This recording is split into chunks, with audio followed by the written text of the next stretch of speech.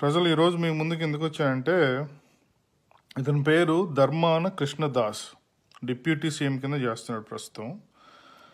నిన్న ప్రజావేదిక మీద పబ్లిక్గా రాష్ట్ర రాజధాని రైతుల్ని చాలా అసభ్యకరంగా ఇతను మాట్లాడాడు.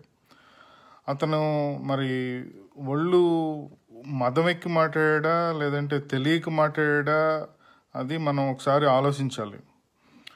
151 సీట్లు ఉన్నాయి కదా అని చెప్పేసి ఒక రైతులను పట్టుకుని లంజాడకులు అని చెప్పేసి ఇతను తిడుతున్నాడంటే ఎంత ఒళ్ళు కారం ఎక్కువైపోయి వీళ్ళు ఉన్నారో మీరు ఒకసారి ఆలోచించండి. ఎందుకంటే పోనీ ఇతను తక్కువగా పోనీ ఏమీ చదువుకోలేనివాడికి ఏమీ కాదు, బీకామ్ చదువుకున్నాడు. పోనీ చిన్నోడు లేదంటే మా నాన్నగాడిలాగా చిన్నపిల్లోడు ఏం కాదు, 64 సంవత్సరాలు ఉన్నాయి. నోటికి ఎంత వస్తే అంతగా వాగితే ఆ ఇంగిత జ్ఞానం, ఒక సభ్యత, సంస్కారం ఏమీ లేకుండా 64 సంవత్సరాలు వచ్చినాయి కదా నీ ముడ్డి కిందకి.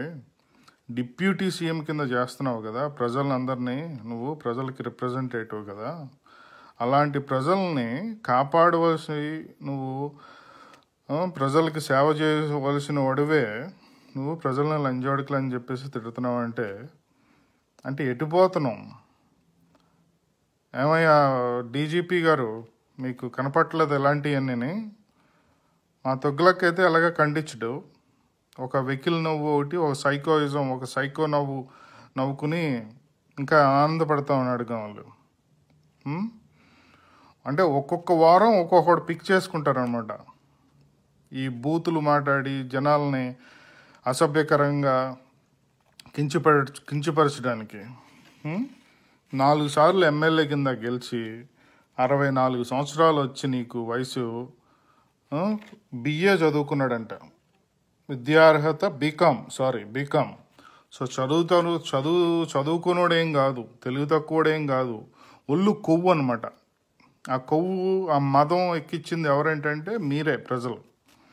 వీళ్ళకి ఇప్పుడు రోజుకి 18 గంటలు కష్టపడి మీకు నిత్యం ఏం చేయాలి, మీకు ఒక డిసిప్లైన్ తోటి, ఒక విజన్ తోటి చేసేవాడిని వదిలేసేసి ఇలాంటి వేస్ట్ ఫెలోస్ని, సభ్యత సంస్కారం లేని వాళ్ళని మీరు ఎక్కించుకున్నారు మీద.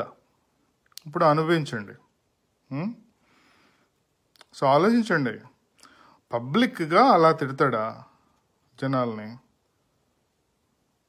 ఆలోచించండి. ఇప్పుడు నెక్స్ట్ ఎలక్షన్స్ వస్తున్నాయి కదా, బై ఎలక్షన్స్ వస్తాయి, లోకల్ బాడీ ఎలక్షన్స్ వస్తాయి. వీళ్ళు దౌర్జన్యాలు చేస్తారు, రాజకీయ గుండాయిజం చేస్తారు.